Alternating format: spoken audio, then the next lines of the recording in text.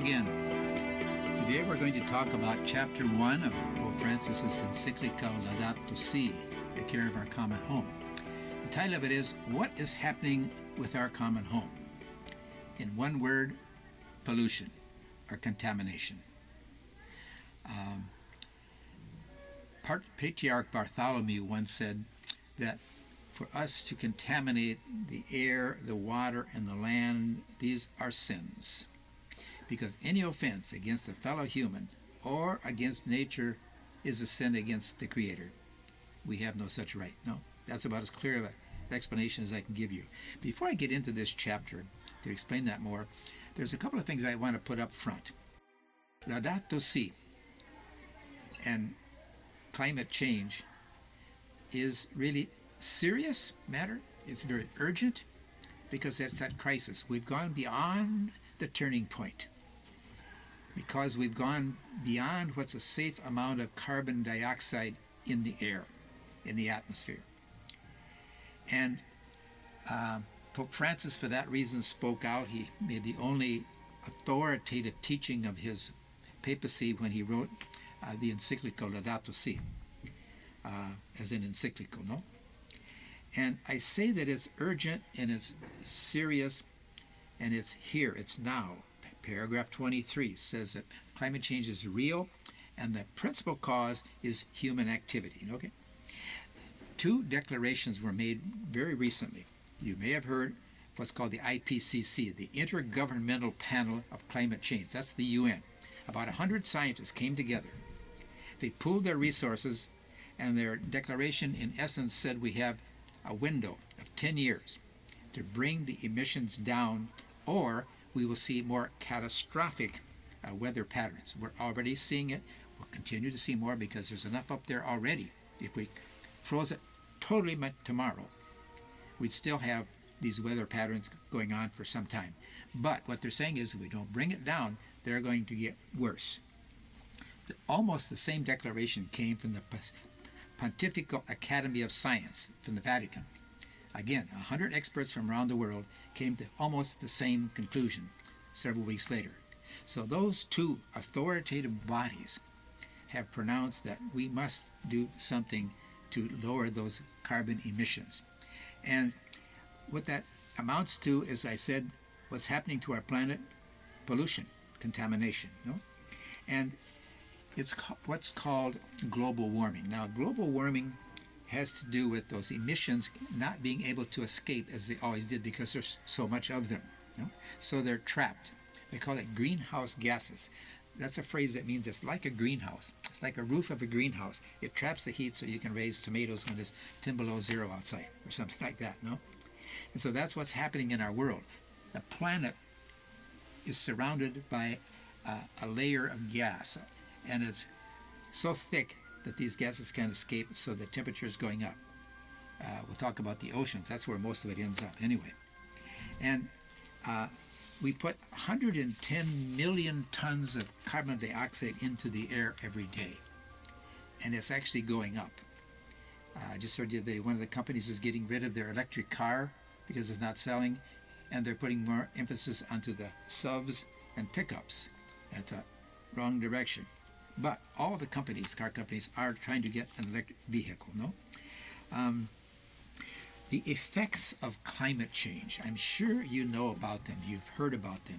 If you watch the news, every day we see some effect of climate change or that global warming, no? Deforestation. Right now, the biggest problem with that is in the Amazon basin. 9 countries in South America are fighting that, and the church is very much involved in it. Pope Francis went there. He named a cardinal from Peru who's very much a leader in this. I have a good friend who works very closely with what's called RAPAM, which is the regional authority on pastoral affairs, and they're trying to work with the indigenous people so that their culture, their way of life is not destroyed, because the streams are becoming contaminated by the mining and the mowing down of the trees, the lungs of the world. It's the biggest, that and the Congo Basin are the 2 biggest nature preserves in the whole world. And our oxygen is produced there. So deforestation, also the melting of the polar ice cap. I'm sure you've heard about it. Ships now can go through where they couldn't go before because the ice is melting. And that used to keep us from overheating in the world. It was kind of our, what do you call it, our air conditioner in a way. We're losing that. And that means the sea levels are rising. I'm sure you've heard of that. Some of the streets in Miami flood now every day. And people in the islands are starting to move to other islands or to higher ground because if there's a tsunami, they're going to lose. Miami is supposed to be the #1 loss of property if and when there is a hurricane because they build those condos right next to the beach so you can run and take a swim and then come back to your condo. Well, they're beginning to rethink that. Some of the companies are wanting to move further inland, further back from the sea because of that melting of the ice cap and the rise of the oceans, the sea level. The scientists are about 97 to 98% agreement on this, and they say that if we do not deal with this now, it's only going to get worse. No, other people have said the same thing. So there's an urgent need, as I said at the beginning. But also, one of the big problems here has to do with water, drinkable water. It's only about 3% of all the water on the planet, you know? And 70% of the superficie of the surface of the planet is water. So as the sea level goes up, the salt water is taking over. There are places such as Cape Town, South Africa is rationing water. Certain parts of Central America, the bishops of El Salvador are making this a struggle that they are very much behind it. They're saying it's a human right. We can't privatize the sources of water and then make people pay for it. It's a natural human universal right, you know? 60% of our body is water, but there's 1 in 9 people, in the world that doesn't have access to safe drinking water. So what I'm saying is, this is really a pro-life issue because water is necessary for all life, and I'm trying to show that with this poster here by saying that climate change is a pro-life issue because it has to do, it affects all life on the planet. That's the reason Pope Francis says, I direct myself to every living being living on the planet, or every living being on the planet. Doesn't make any difference what religion or culture or language you belong to, you are part of the problem. You produce a carbon footprint.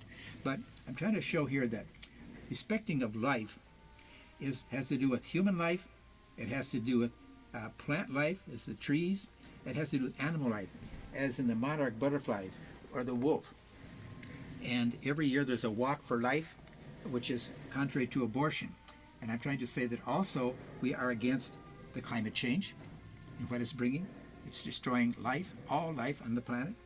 Also euthanasia, which is taking of a life, and also the death penalty. The state of California, the Governor Brown just said that during his time there will be no executions. And also there's been declarations against the death penalty in other parts of the world just recently. So it's a growing movement. So it's a pro-life issue. Talking about water, I'm saying it's a universal right that all human beings have. And that makes water something that's necessary for all life on the planet. So for that reason, I say that climate change is a pro-life issue. It is because it affects all life on the planet. That goes for human life, it also goes for plant life, and also animal life, as we see here, the monarchs and the wolves, no? And I made this for the Walk for Life to show this, what's called the seamless garment approach, from womb to tomb, because we are against, when we say we're pro-life, we're against all of these things. Against abortion, now obviously. We're against climate change because it's taking life, all life. We lose thousands of species of plants and animals every year, Pope Francis says in his encyclical. It's against euthanasia because that's us taking a life rather than letting it live to its natural end. And also the death penalty, as Governor Brown said, there will be no more executions during his stay in office in the state of California. Pope Francis also spends a lot of time in the encyclical talking about what some people call social equity. he says poverty, or he talks about the poor. Reading the encyclical, I was so impressed. I said, why is he always talking, why is he insisting so much on the poor? Who's he talking about? Finally, he says, the majority of the planet. There was a study done by Oxfam. It's a fidedigna philanthropic organization in England, sort of like Catholic Charities here. They published a study that they did worldwide of the imbalance of incomes in the world between rich and poor. They came up with an astounding figure. They said there are 8 individuals in the world who own more wealth than the poorest 1/2 of all the people on the planet. They named 8 individuals who own $428 billion. The poorest half of the inhabitants of the planet own only $408 billion total. That's a great imbalance. And Pope Francis says that poverty, that imbalance, eventually leads to violence. Speaking of the loss of diversity, a lot of what's happening we're not concerned about, we're not conscious of it because we don't see it. I'm speaking about what's going on in the oceans. 80 to 90% of all the heat that's trapped ends up in the ocean because the water absorbs heat much faster than the ground or the land, okay? But what's happening there is, as the waters heat up, things begin to die, especially like the coral reefs. 30% of the coral reefs of the world are dead already, or it's like pouring bleach into the water. They're beginning to become white. Fish find it hard because they used to breed there, they used to feed there. Now they can't, so they have to migrate. And Pope Francis says we lose thousands of species of plants and animals every year. And some people say that we must continue as we are. We must continue to produce more, have more jobs and produce more profit, and they forget about taking care of the environment. All of this, what I'm saying, has to do with contamination and the pollution of what God has given us as a gift, all the way back in Genesis 1:28 and 2:15, when he gave us the fruits of the earth and said we are to dominate, to till and protect. And someone said we've done an awful good job of tilling, but not such a good of protecting it. There is the thing also about the right to consume, that there's a majority of the planet that feels they have that right and to discard as they want. I'm sure you've heard of the garbage patch in the Pacific Ocean. It's twice the size of the state of Texas. And these are plastics and styrofoams that disintegrate very slowly. Just recently, we produced here at one of our parishes, our Mother of Confidence, and in at the Diocesan Pastoral Center, a 6.5-minute video promoting the use of biodegradable materials that are made of natural products. Cornstarch, bagasse, which is the leftovers of sugar cane. And so when these go into the landfill, which they obviously do eventually, 3 things happen. First of all, they disintegrate very quickly. Secondly, they do not put chemicals coming from petroleum into the ground or the water. And thirdly, they do not give off a methane gas. And perhaps the most convincing part of our argument is that they're equal in price to the plastics and styrofoams, except for one item, what's sometimes called the doggy bag, that carry-out box when you take food home from a restaurant. That is a few more cents expensive than the plastics and the styrofoams. That's the reason that when the city of San Diego banned the use of styrofoams in restaurants, some of the restaurateurs protested because that's one of the things that they use a lot of. But we stand to say that this is one thing that we can all do in our home, in our schools, in our parishes, to get rid of the styrofoams and the plastics and begin to use these biodegradable natural products. Someone said, well, there's even a better way to use the old wash and dry, the glass and the pottery ware, So I just want to end this segment tonight saying, okay, so what's wrong with our planet? What's happening to our planet? In a word, it's pollution.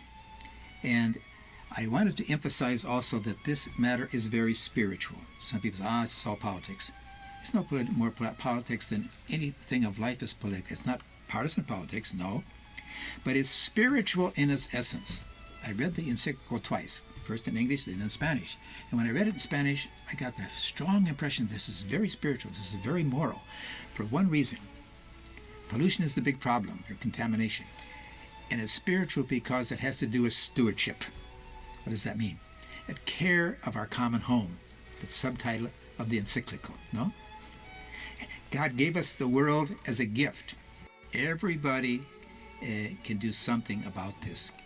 The best answer to that, what does it have to do with me, was by Desmond Tutu. He's an Anglican bishop from South Africa. He said, everyone's part of the problem, and therefore everyone's part of the solution. Gilbert Chesterton, he was kind of a philosopher from England, kind of a well-known man. They once asked him, they said, Mr. Chesterton, what's wrong with our world? He thought for a minute. He said, I am. And that, I think, says what I want to say. Every one of us can do something. Now, the Catholic Church, with Pope Francis starting it off, when he published the encyclical, put the Catholic Church and all churches in the center of the world stage, saying this is spiritual, this is moral, and we need to do something about it. All the religions of the world have done the same. So, what did the USCCB, the United States Conference of Catholic Bishops, do? They read the encyclical, they studied it, and said, we must respond, we must do something. So they formed what they always did. They formed a commission called the Catholic Climate Covenant, the CCC. They're my bosses in Washington. So what did they do? They came out to give training workshops. They gave one here in San Diego. And they asked us to go out to the parishes and form creation care teams. After a couple of months and nothing was happening, I went in and said, I'm retired, I volunteer to do that. I'll go and give those workshops and set up those creation care teams in any parish that wants, free, or I'll go and preach homilies, Spanish and English, also for free. And we also found that people need some help to get through that long document. We have devised these study guides, one in Spanish and one in English, to help people to walk through and study the encyclical in a very easy way. It can be done at home. Maybe you don't like to read, maybe you don't have a lot of time. There are 6 questions for each of the 6 chapters. You read a question and it says go to the paragraph in the document and you'll find the answer. If you do that and you find what you think is the answer, highlight it, underline it, and go on to the next question in the next paragraph and find the next answer. Once you've done a chapter or 2, whatever your group wants to do, or your creation care team, you come together to discuss what the chapter says. What did you get? But then don't stop there. That's the theory. What does your gut tell you should do? What can I do? What will I do? Then what will we do? What can we do here in our parish, here in our school, at my business, and especially in my home? No? We also, together with these 2 study guides, we produced some buttons, one in Spanish, one in English, and one in Spanish. And it just says, I am a creation care leader. In other words, I'm trying to study, I'm trying to reach out, I'm trying to do something to raise the consciousness level and then to respond with some meaningful action.